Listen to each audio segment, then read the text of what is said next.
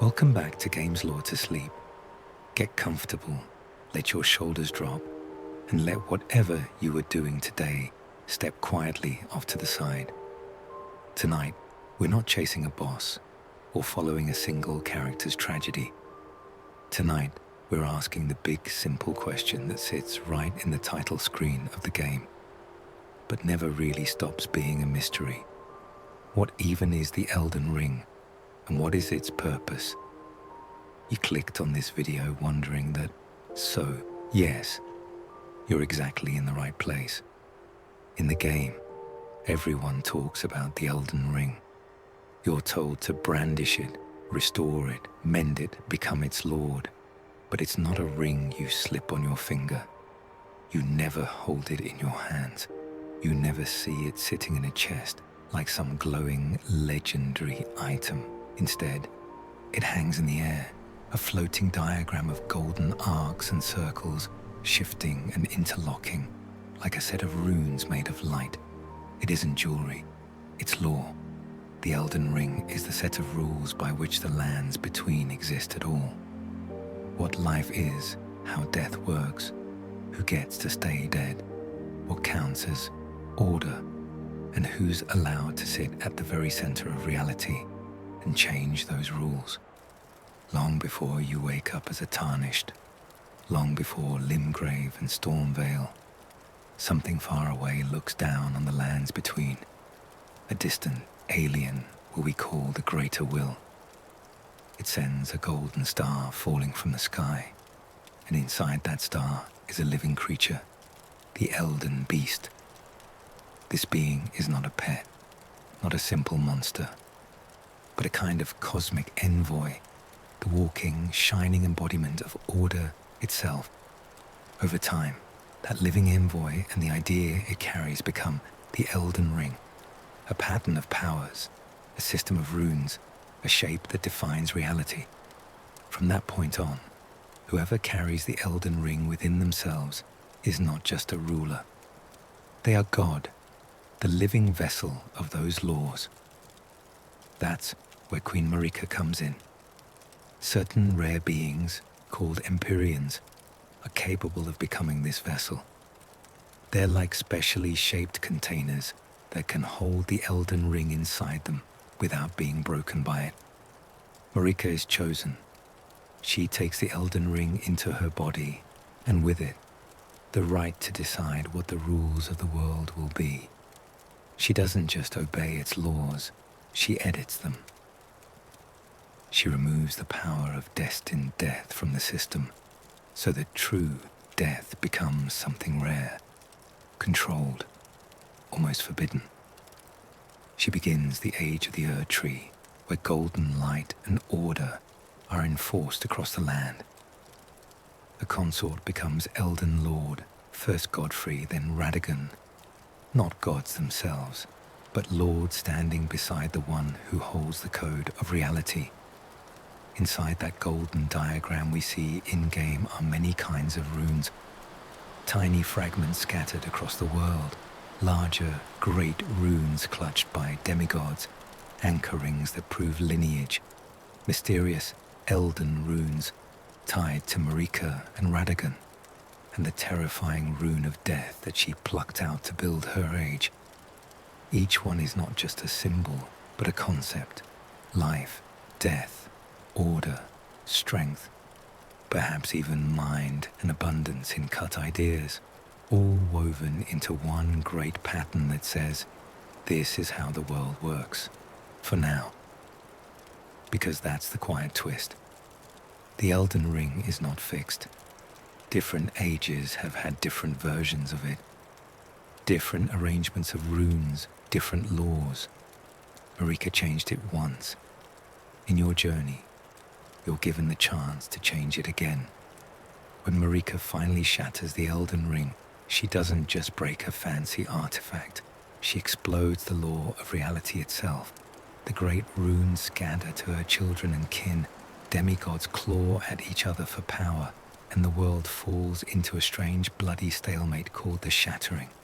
By the time you arrive, the Elden Ring is in pieces, its rules incomplete, and you, as a wandering Tarnished, are invited to gather those fragments, defeat the old holders of power, and decide what the ring should look like next. Through mending runes, born from human experience and pain, you can patch holes in the system and write in new ideas about how this world should function. More order, more chaos, more rot, more compassion, more something else entirely. The Elden Ring is both. The thing everyone is fighting over, and the invisible script that decides what fighting even means. In this video, we're going to drift slowly through all of that, where the Elden Ring came from, what it actually is beyond the icon, how Empyreans like Marika become its vessel, what happens when she removes death, why the shattering breaks more than just politics, and how your endings, with their mending runes, quietly rewrite the entire fabric of the lands between. We'll talk about tiny runes, great runes, rune arcs, and the strange missing pieces that hint there were once runes of life, mind, decay, and more. By the end, you'll have a calm, clear picture of what the Elden Ring really is. Not just as a cool logo, but as the heartbeat of the game's entire lore. If you enjoy falling asleep to soft, slow dives into complicated game worlds like this, you can gently like this video and subscribe to Games Lore to sleep, so you won't miss future bedtime journeys through Elden Ring and beyond. You don't have to stay awake for all the details. You can let them wash past you like quiet waves. Just remember a few simple ideas: a golden star, a beast of order, a ring made of runes that define reality, a goddess who edits those rules, and a Tarnished who comes along to decide what the law of the world will be next. Let's start at the very beginning. Before Tarnished, before the Erdtree's shadow, even before Queen Marika. If you're lying down, you can let your eyes soften, let your breathing slow, and just picture a sky over an empty, ancient version of the lands between. No grace yet, no glowing tree, just land, sky, and something watching from impossibly far away. In Elden Ring's hidden story, the world you explore isn't the first or only one of its kind. Far beyond the clouds, there are powers called outer gods, distant, strange intelligences that almost never show themselves directly. One of those distant powers is the greater will. It doesn't walk the lands between in a body of its own, and it doesn't call you on the phone to explain its plans. Instead, it sends a message, not a letter, not a voice, a star. Imagine that sky, clear, silent, and then a streak of gold cutting through it. A burning point of light, growing larger, trailing brilliance and heat. That's the moment the greater will reaches down into the world. The golden star falls like a meteor toward the lands between, and when it strikes, it doesn't just leave a crater. It leaves behind a living being, the Elden Beast. The Elden Beast is strange to look at, part cosmic dragon, part living glyph. Its body trailing shapes that feel more like symbols than flesh. But its strangeness is exactly the point. It isn't just some cosmic animal. It is a vassal of the greater will, a servant and a container. Inside the Elden Beast isn't a soul like yours, or desires like a demigod's. Inside it lives a concept, the idea of order itself. Not doing what you're told, but something bigger. The invisible rules that decide how reality behaves. Over time, this being, and the idea it carries, change shape. The Elden Beast doesn't remain simply a creature walking around. It becomes something more abstract, something that can be carried inside another being and spoken of as an object rather than a person. The beast becomes the Elden Ring. You can imagine it like a soul turning into a diagram, the living essence of order unfolding into visible rings and arcs overlapping in a golden pattern. What used to be a star-born envoy is now the blueprint of how the world should work. That's why the Elden Ring doesn't look like a finger ring in the game. When you see it, in the title screen, behind Radagon's boss arena, shimmering within Marika, you're seeing that pattern. Circles, arcs, vertical lines, interlocking like gears built out of meaning instead of metal. Each piece of that pattern is a rune. These aren't just letters, they're rules. Each rune represents some fundamental concept of the world, how life blooms, how death works, how souls move, what counts as order, which beings are bound to, which kinds of fate. The Elden Ring is all of those concepts woven together into one shape. When people in the game say the law of the world or the order of reality, they're talking about whatever arrangement of runes the Elden Ring currently has. Change the runes, and you don't just get a different buff or debuff. You get a different age. Under the Golden Order, the Elden Ring's runes are arranged to favor discipline, hierarchy, the Erd Tree's grace, and a very controlled idea of who is allowed to die and how. But in earlier times, before the Erd Tree, the ring had other shapes. In places like crumbling Farum Azula, you see older depictions, different arrangements for different ages, different rules for different eras of reality. The Elden Ring has not always looked the way it does now, and it won't stay that way either. The Greater Will doesn't micromanage all this directly. Instead, it installs a vessel, someone in the world who can house the Elden Ring inside their body and act as its living frame. Those rare candidates are called Empyreans. They're like specially shaped vessels that can actually hold a pattern of cosmic law without shattering. One of those Empyreans is Marika. When she becomes the vessel of the Elden Ring, the golden pattern takes up residence in her, not as a piece of jewelry, but as a kind of inner diagram, a glowing script that defines what is possible in the lands between. From that point on, Marika isn't just obeying the law, she is the law. And here's the crucial thing. Once the Elden Ring is housed in a living vessel, it's no longer just a fixed gift from the Greater Will. It becomes something that can be edited. Marika can remove runes, adjust the pattern, reshape the way fundamental concepts work. When she plucks out the rune of death, she isn't just changing a spell effect.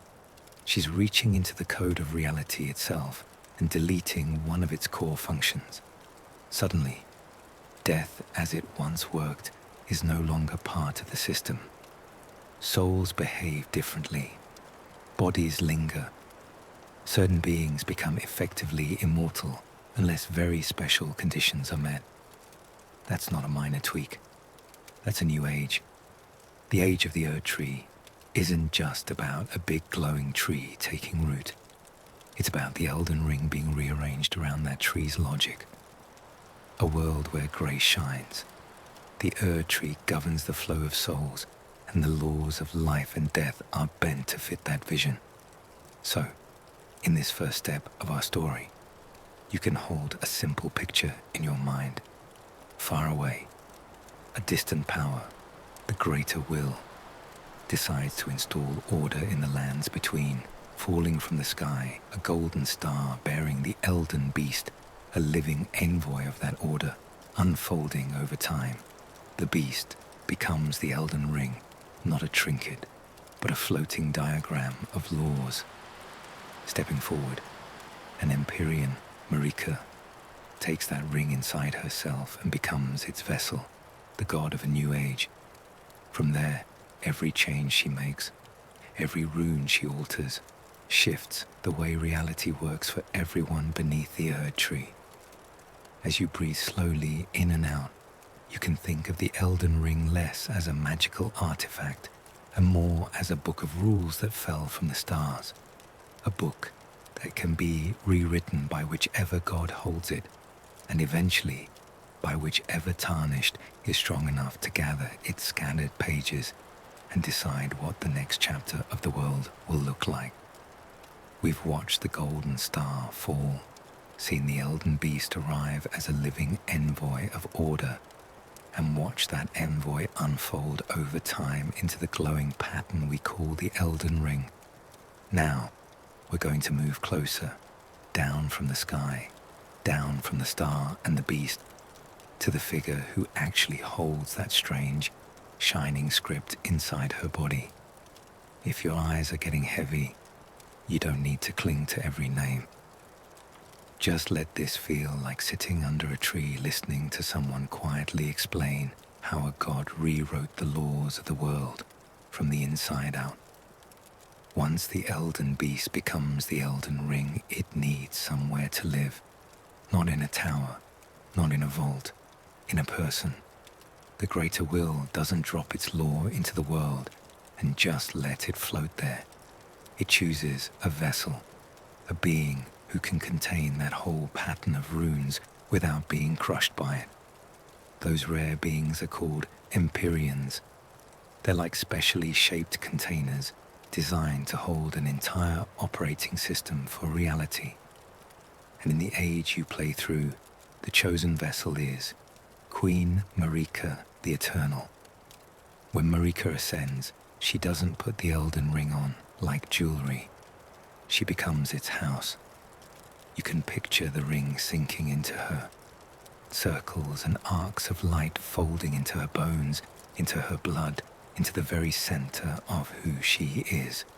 From that moment on, Marika isn't just a queen or priestess. She is the god of the lands between, not because she's the strongest fighter, but because the rules themselves live inside her. If she changes, the world changes. If she decides a certain concept should be altered or removed, she can reach into that inner pattern and pull it out. And that is exactly what she does. Inside the Elden Ring is a rune that governs something very simple and very terrifying. Death. Not just health reaching zero, but the deep metaphysical truth that living beings are meant to end. Souls should pass on. Bodies should decay. Things should stay dead. Marika decides she doesn't want the world bound by that original rule anymore. So she reaches into the ring, grabs hold of the piece that represents destined death, and pulls it out. She doesn't destroy it. She seals it away, housing its power in her shadow-bound beast, Maliketh, and his black blade. In doing so, she changes the core of reality. The result is the age of the Erd tree. With death removed from the main script, the way souls move and bodies perish changes deeply. Some beings don't go quietly to any final rest. Spirits linger under the glow of the Erd tree. Gods and demigods become strangely fixed in the world, maimed, corrupted, half alive, but not truly gone. The Erd tree rises, golden and impossible, a physical expression of this revised law. It catches souls in its branches. It shines grace into chosen beings.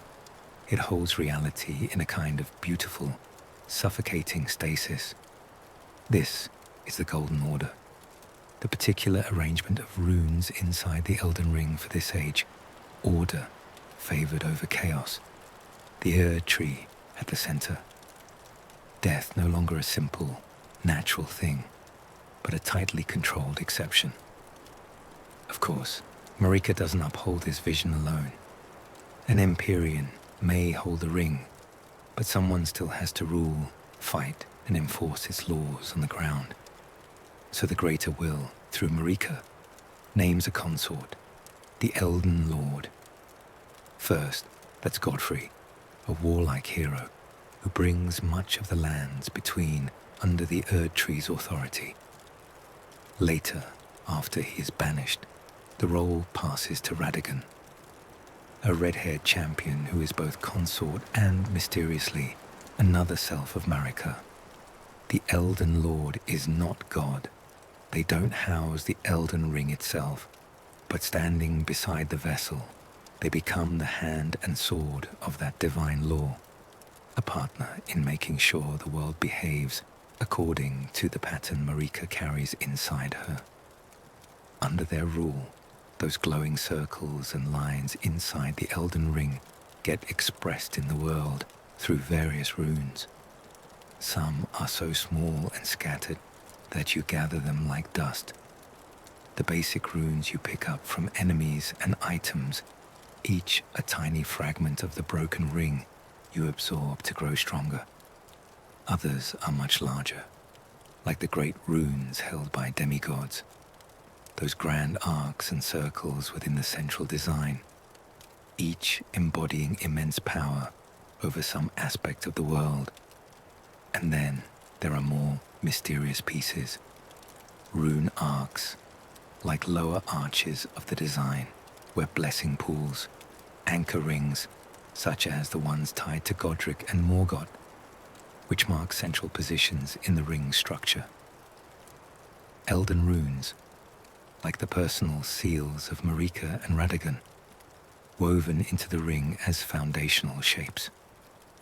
All of them together form the current look of the Elden Ring, the particular configuration that defines the age of the Erd Tree. If you think of the Elden Ring as the code of reality, then Marika, as its vessel, is the only one with direct access to the source.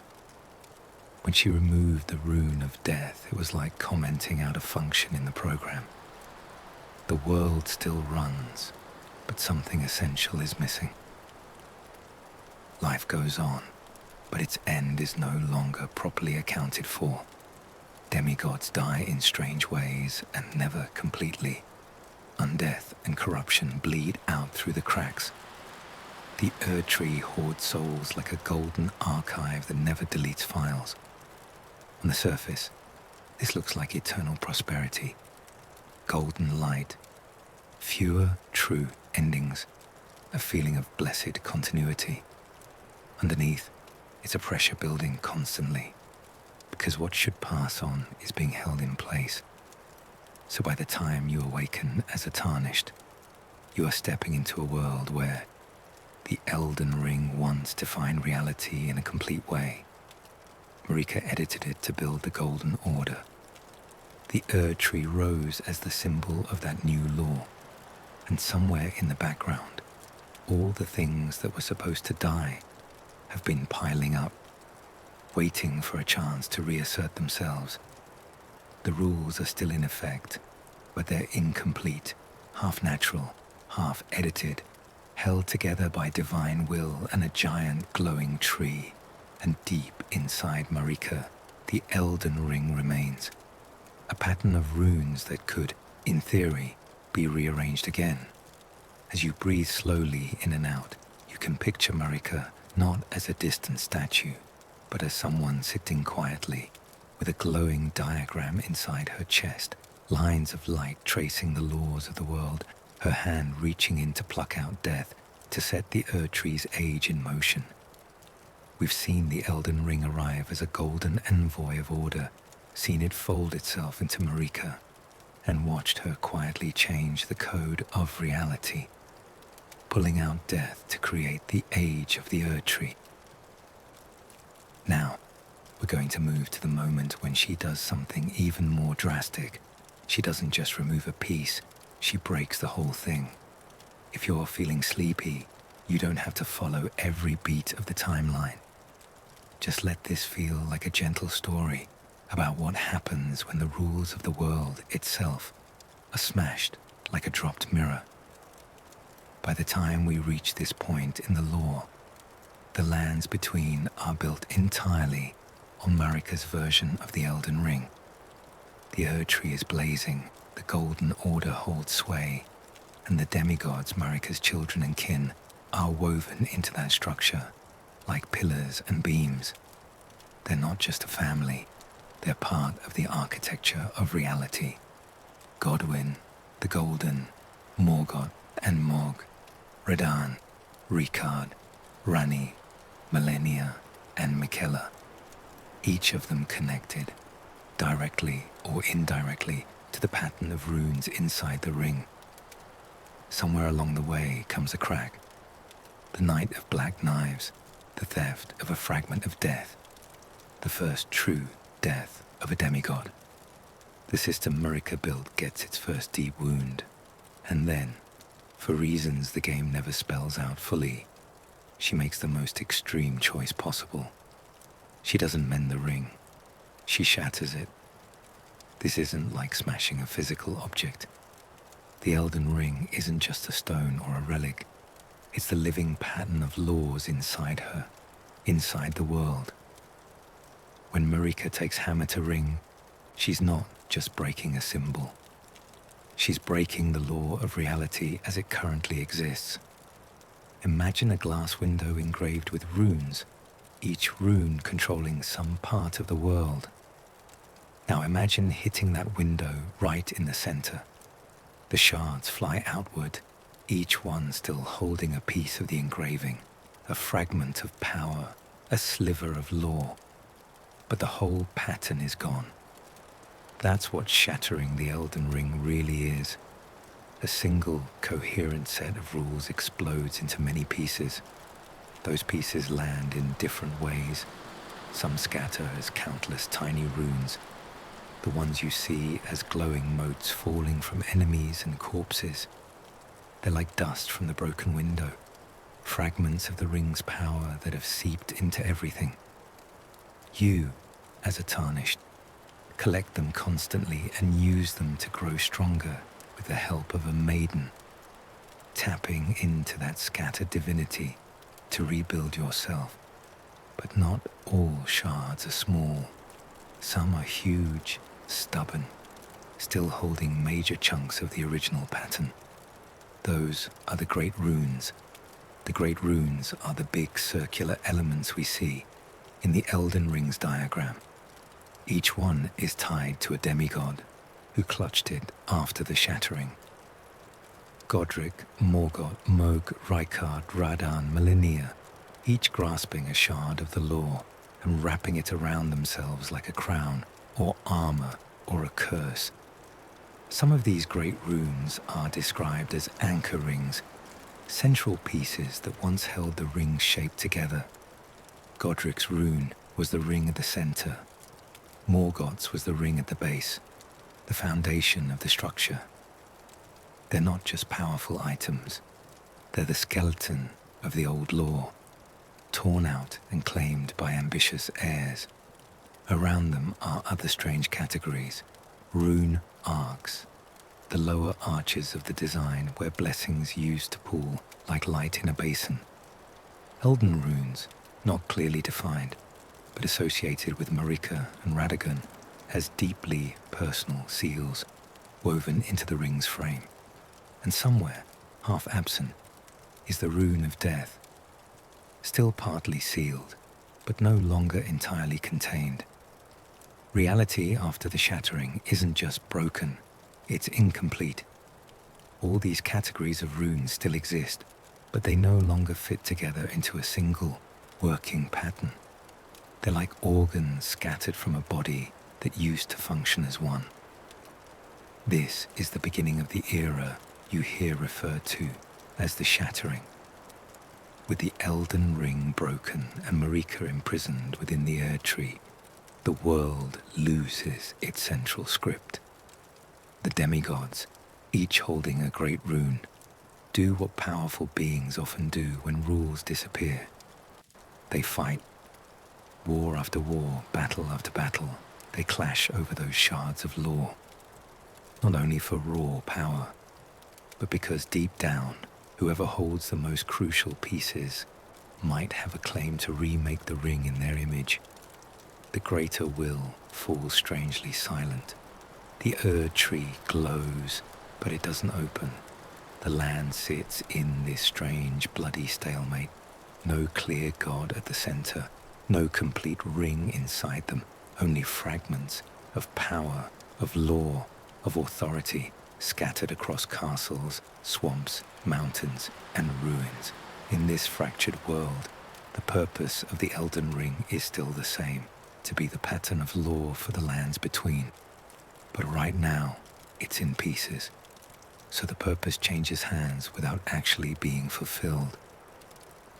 To Godric, the ring's fragments mean validation, proof he deserves to graft anything he wants to feel whole and legitimate. To Morgoth, his great rune is a birthright, proof he truly belongs to the golden lineage, even as he's hidden beneath the city. To Morg, a similar rune becomes fuel for his dream of a bloody new dynasty. To Melania, a great rune is entwined with her curse of rot. To Radahn, his shard binds him to a sky-warping war with the stars.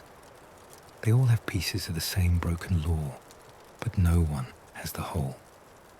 None of them can truly restore the ring or fully define its purpose for the next age. So the fighting never really ends. It just loops, wounding the world again and again. This is where you come in. Long ago, Marika's first consort and warriors, robbed of grace, were sent away as tarnished, exiles without light. Now, after the shattering, their grace is quietly returned. The dead begin to rise, drawn back to the lands between, compelled by those faint, golden lines to seek the Elden Ring. You're one of them, a tarnished, summoned back from obscurity into a broken world where the law is in shambles and the gods are half ruined. You aren't given a full explanation. You're just shown a throne, a broken ring, and a path lit by grace, step by step. You do what the demigods couldn't manage among themselves. You reclaim the great runes, Stormveil, Raya Lucaria, Altus, and Caelid, the Haligtree.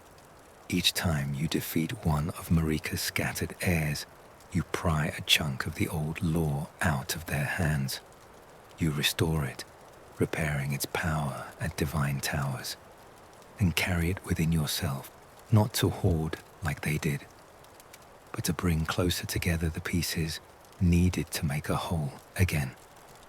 While they fought to keep their fragments, you fight to gather them.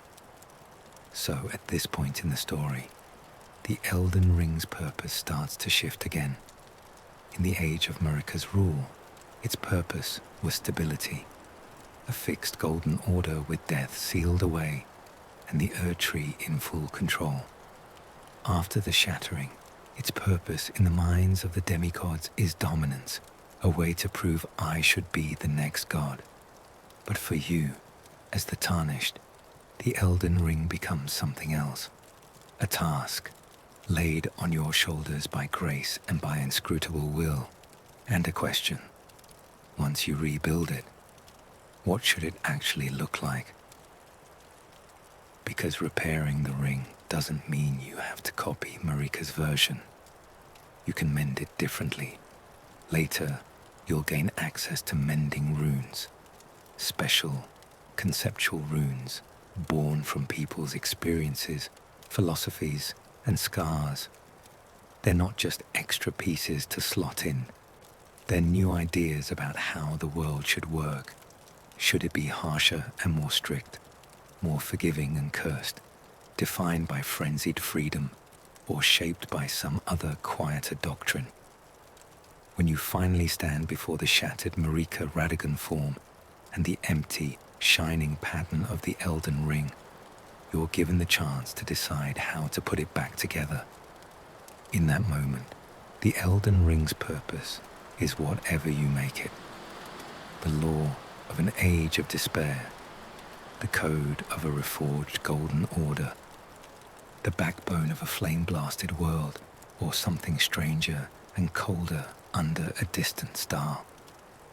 But for now, as you're drifting in this chapter, you don't have to worry about endings yet. You can just hold this simple story. A law descended from the stars. A god took it into herself and rewrote it.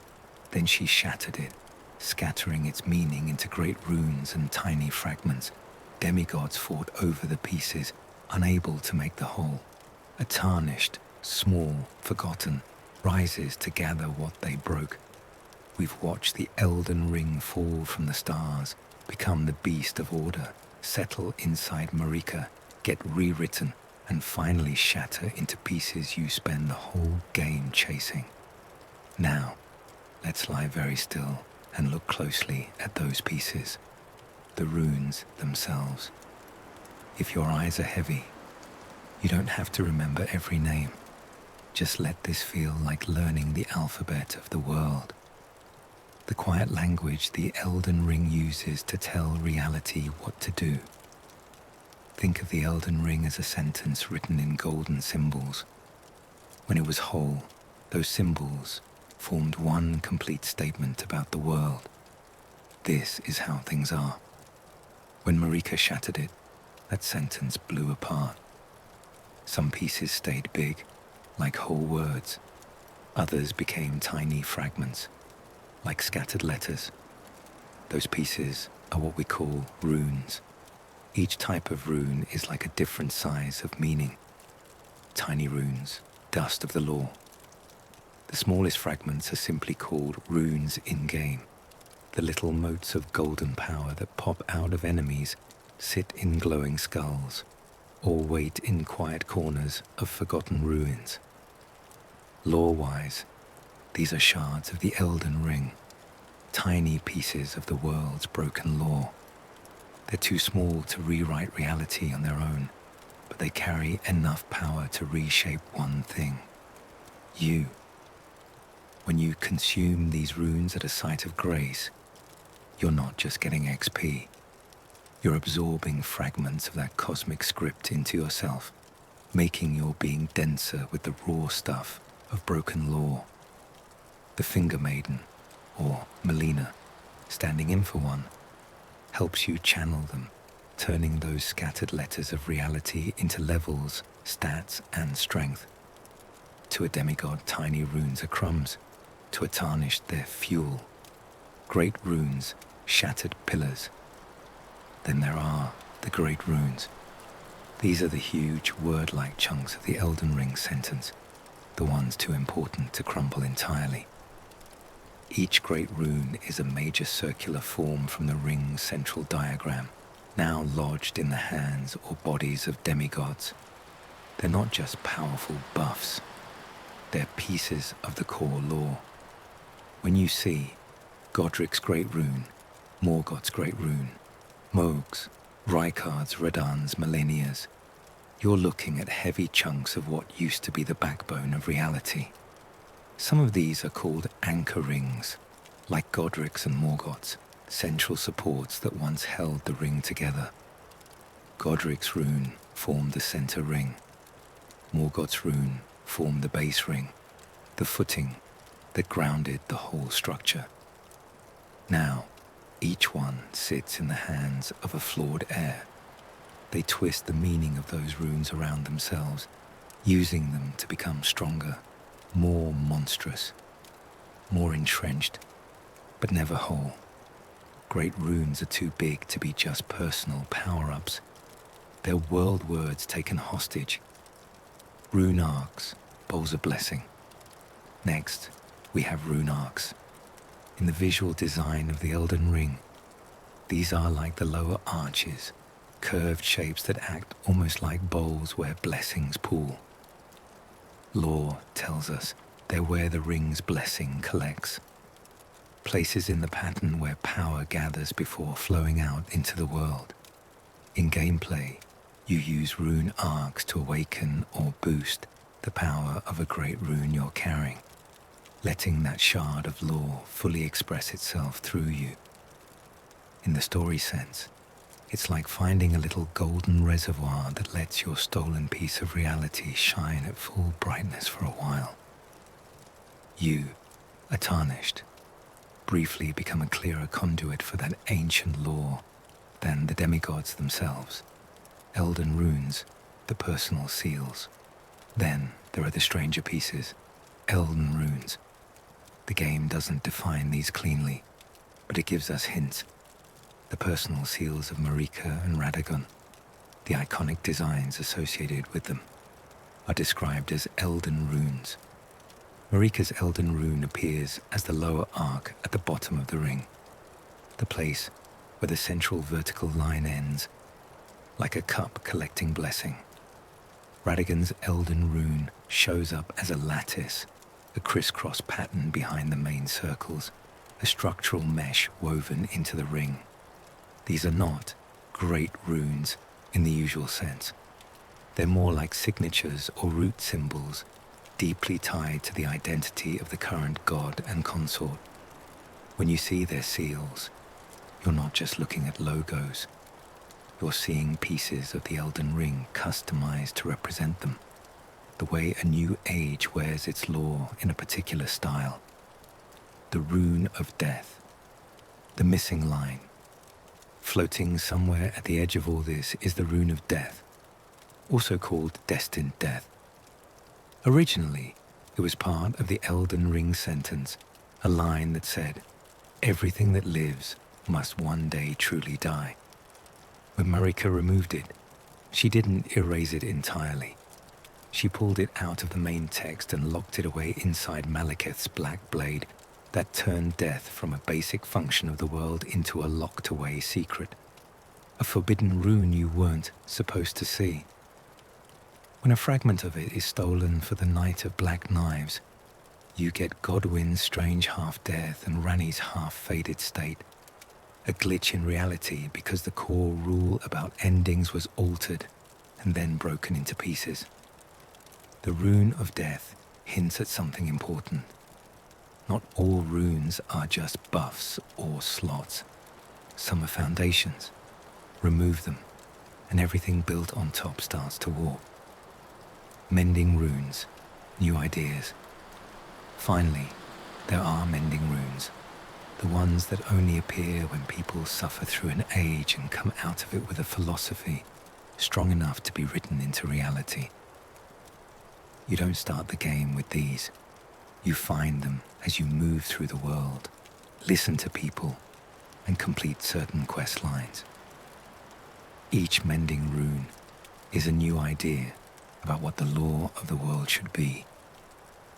Some want to keep the Golden Order, but fix its logical gaps. Some want to embrace the broken, cursed nature of life and bake that into the system. Some represent radical alternatives, like wishing to discard faith entirely and rely on a colder, more human-centered logic. These runes aren't part of the original pattern. They're born out of experience, out of people living under Marika's age, feeling its pains, and imagining different ways the world might be structured. When you bring a mending rune to the empty frame of the Elden Ring at the end of the game, you're not just patching up cracks. You're inserting a brand new sentence into the cosmic script. Cut and hinted runes, abundance, decay, life, mind scattered. In item descriptions and early versions of the text, there are whispers of other named runes, ones that don't fully appear in the final game but suggest how broad the Elden Ring's language might be.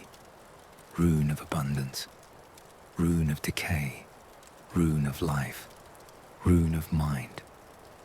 Even if we never handle them in-game, they tell us something. The Elden Ring is capable of expressing all sorts of fundamental ideas: growth, rot, consciousness, vitality, each as a rune woven into its structure. It's like seeing some erased words at the edge of a page. You don't know exactly what the sentence used to say, but you can guess it once had more to it than what you're shown. So when you look at the different kinds of runes, tiny fragments, great runes, anchor rings, rune arcs, Elden runes, the rune of death, and the mending runes you gather as a player, you're really looking at different scales of meaning inside one broken language. The Elden Ring, when whole, is that language spoken fluently, a complete grammar for how reality works.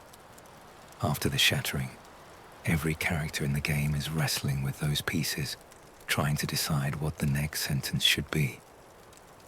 Some want to restore the old one, some want to edit it, some want to burn the book. You, quietly absorbing runes and holding great runes, eventually come to the final page with a pen in your hand. As you breathe in and out, you can imagine the Elden Ring not as a simple ring of light, but as an entire script written in rune letters. Death, life, order, mind, abundance, decay, and others we never fully see. Some are shattered and scattered, some are hoarded by demigods, some rise as new mending runes from the hearts of people who suffered under the old law. We've spent a long, slow while watching the Elden Ring from a distance, falling as a golden star, becoming the beast of order, settling inside Marika, being rewritten, then shattered into runes and fragments.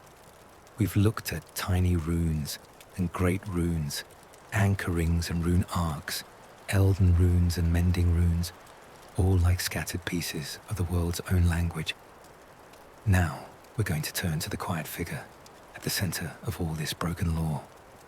Not Marika, not Radagon, not a demigod. You, the Tarnished. If your eyes are heavy, you don't need to track every ending. Just let this feel like a calm explanation of how a small, wandering soul ends up holding the pen over reality itself. Long before the game begins, before you wake up in the stranded graveyard, the story of the Tarnished has already started. They were once the chosen warriors of Godfrey, Marika's first Elden Lord. These were not random wanderers.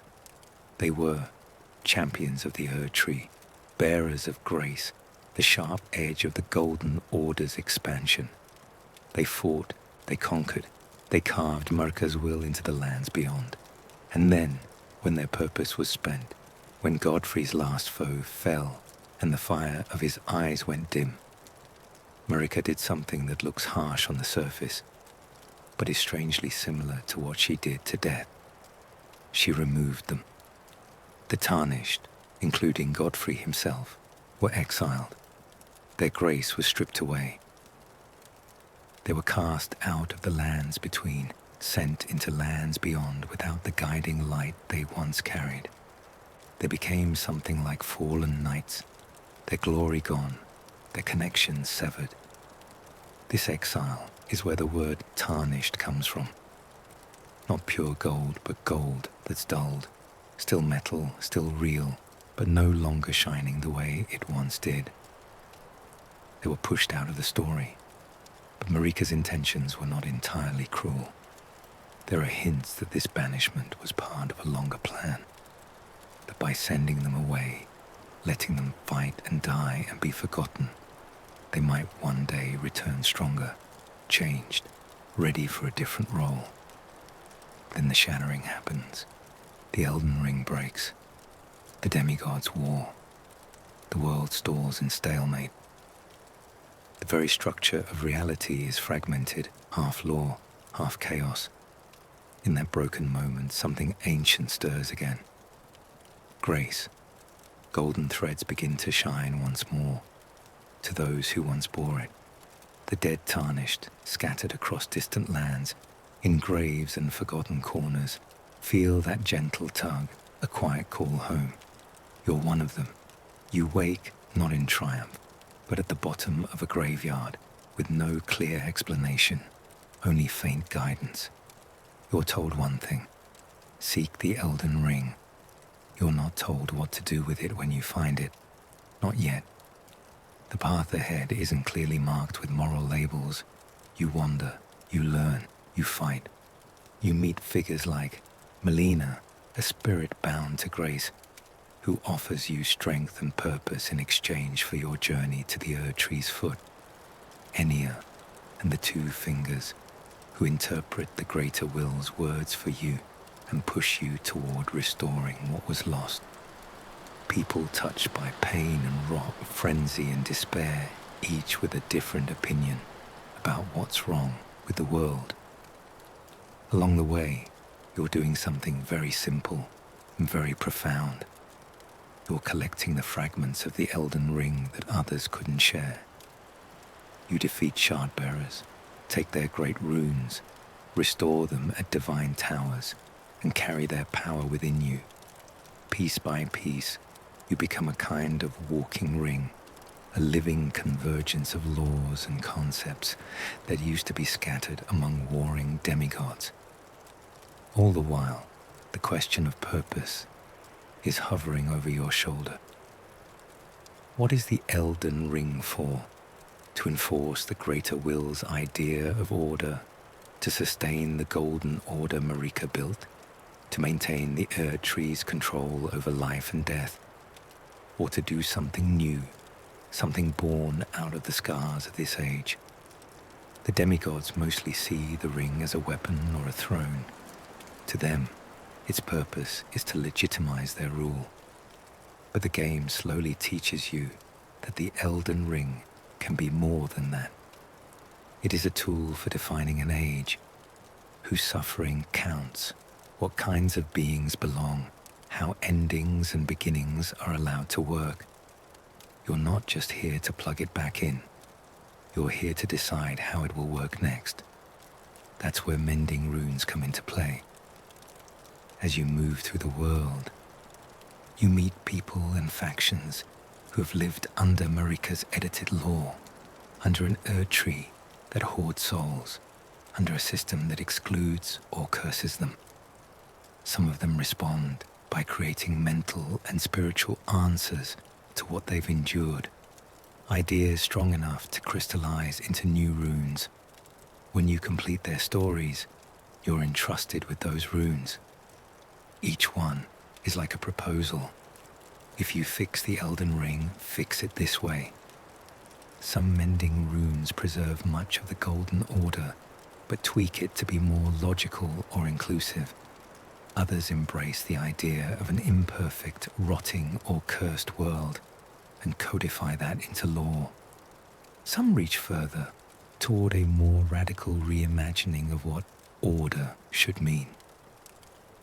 Each of these turns the Elden Ring from a fixed divine script into something more like a negotiation between gods and the people who suffered under them.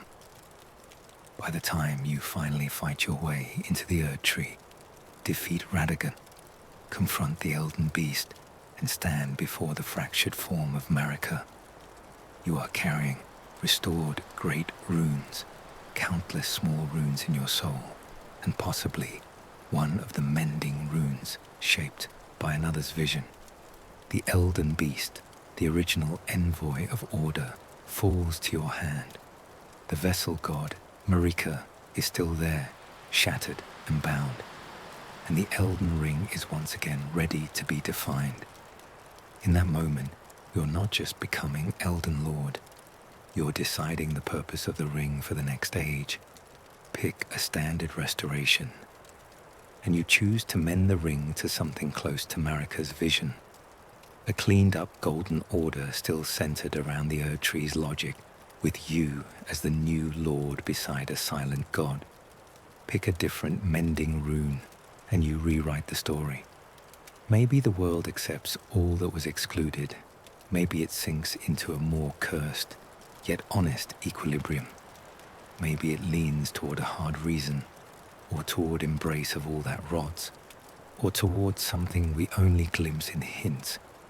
In some endings, you discard the ring entirely, like in the Lord of Frenzied Flame Path, choosing not to mend it at all, but to let the world burn, its laws unraveling into madness.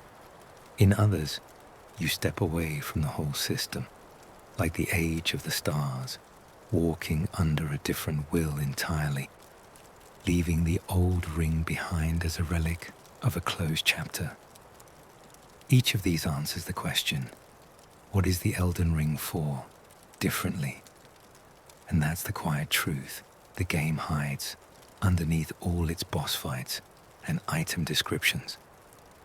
The Elden Ring isn't just a prize, it's a framework for deciding what kind of suffering the world will normalize, what kind of hope it will allow, and what kinds of beings get to exist without being labeled mistakes.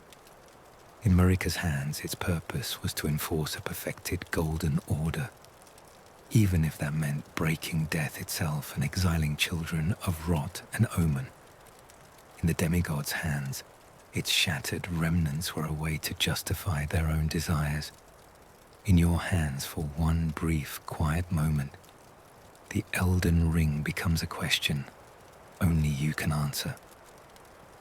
As you breathe in and out, you can imagine yourself standing in that final arena, the air still buzzing from the fall of the Elden Beast, Marika's cracked form suspended before you, and behind her, the empty pattern of the Elden Ring, circles and arcs of light waiting to be filled in. In one hand, you hold great runes, shards of the old lore. In the other, perhaps, you hold a mending rune, a new idea born from someone's pain. All that's left is to reach out and decide what the ring will mean now. We've taken the long way around the question. Sometimes that's the only way to answer it properly. We've watched a golden star fall from the sky, a beast of order arrive as the greater will's envoy, that envoy unfold into a glowing pattern of runes. Marika take that pattern into herself. The golden order rise, death be plucked out of the system, the ring shattered, demigods hoard its pieces, and a single Tarnished quietly gather those pieces back up again. Now, let's lie very still and finally say, as simply and gently as we can, what even is the Elden Ring, and what is its purpose? Not a ring, but a rule book first. The Elden Ring isn't really a ring, not in the jewelry sense. You never pick it up, you never equip it. It's better to think of it as a cosmic rulebook, an operating system, or a sentence written in golden runes that tells the lands between how to exist. It began as the Elden Beast, a living messenger of order sent by the greater will. Over time, that living envoy became less creature and more concept, unfolding into the glowing diagram we see in boss arenas and menus. Circles, arcs, and lines of light, each one a rune representing a fundamental law: life, death, order, blessing, maybe mind, abundance, decay, and other big ideas implied in cut text and hints. Altogether, those runes form the Elden Ring, the total pattern of laws that defines reality in the lands between, a god as a living frame.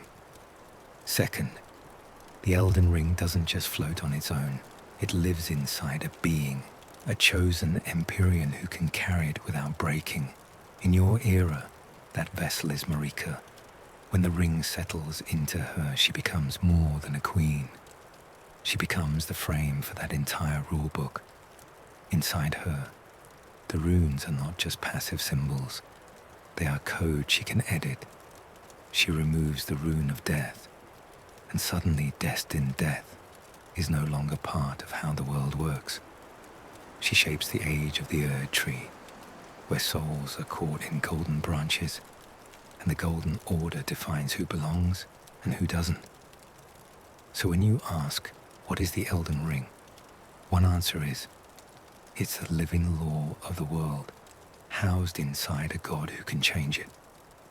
The vessel holds it. The Elden Lord stands beside the vessel, enforcing that law across the land, a law that can change shape. Third, the Elden Ring is not fixed forever. Its runes can be rearranged. Its shape can change to match the laws of different ages. We see hints of older versions in places like crumbling Farum Azula, different patterns for different eras long before Marika and the Erd tree. Under Marika, the ring is configured for the Golden Order, death removed from the default script, Erd tree at the center of life and afterlife, runes arranged to emphasize order, hierarchy, and discipline. Then, for reasons we never fully see, Marika smashes that configuration, shattering the ring and scattering its parts. Countless tiny runes, XP for you, major great runes in the hands of demigods, anchor rings and personal seals, death itself half stolen, half sealed. From that moment on, the question hanging in the air is, if the law is broken, what should the new law be? The Elden Ring's true nature is that it's a flexible, reconfigurable system, a script that can be broken and rewritten to create a new age. All the rune types are just pieces of the same thing. When you zoom in, the Elden Ring is made of pieces, tiny runes, dust of the broken law which you absorb to grow, great runes, big structural chunks, each held by a demigod, each a part of how the world once worked. Rune arcs, basins of blessing, letting those great runes shine fully through you. Elden runes, deep, personal seals tied to Marika and Radagon, woven into the ring's frame as identity marks for this age.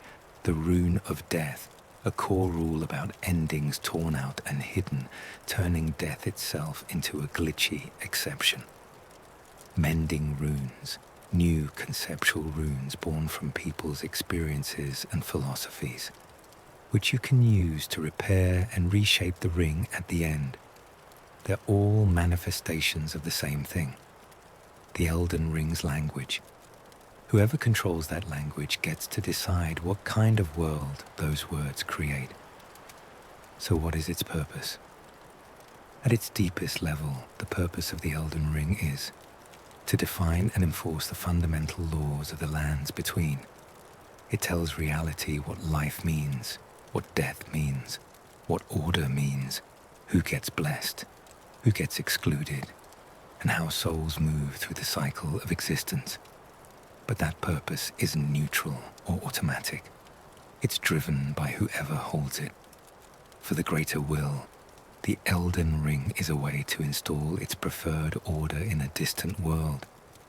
For Marika, it's a tool to create the age of the Erd tree, a controlled, luminous order where death is tightly managed and the Erd tree reigns. For the demigods, its fragments are trophies and weapons, proof of their right to rule, a way to bend reality around their own desires. For you, once you've gathered enough of it, the Elden Ring becomes a question. What should the law of this world be now? Its purpose shifts from enforcing someone else's vision to expressing your chosen ending. Restore the Golden Order, and the ring's purpose becomes to patch and continue Marika's system. Use a different mending rune, and its purpose becomes to enforce a new philosophy, one born from curse, rot, despair, logic, or some other worldview. Embrace the frenzied flame instead, and its purpose is negated entirely. The law book replaced by fire. Follow Rani into the Age of Stars, and you effectively walk away from the Elden Ring's entire framework, letting it sit as an old, finished chapter while a different cosmic order takes over. The Elden Ring is a tool for shaping ages. Its purpose is whatever the current holder decides the world should be, bringing it all together. So, if someone asked you half asleep in the dark, okay, but seriously, what is the Elden Ring? You could answer slowly. It's the living law of the lands between, a pattern of golden runes sent by a distant god to decide how the world works. It lives inside a vessel, like Marika, who can edit it. It can be broken into pieces, which become runes, great runes, and other fragments that demigods and Tarnished fight over. It can be repaired and altered, using mending runes born from people's suffering and hope. Its purpose is to define what counts as reality. And in the end, You get to choose what kind of reality it will enforce next. As you breathe in and out, you can let the big, complicated idea shrink down to something small and soft, a golden diagram in the dark made of circles and lines floating above a quiet world. It arrived as a star, became a beast, became a ring, became a law. Gods held it, demigods shattered it, you gathered it, and somewhere inside that glowing shape, the next age of the lands between is waiting to be written. And that brings us to the end of tonight's quiet question. What even is the Elden Ring, and what is its purpose?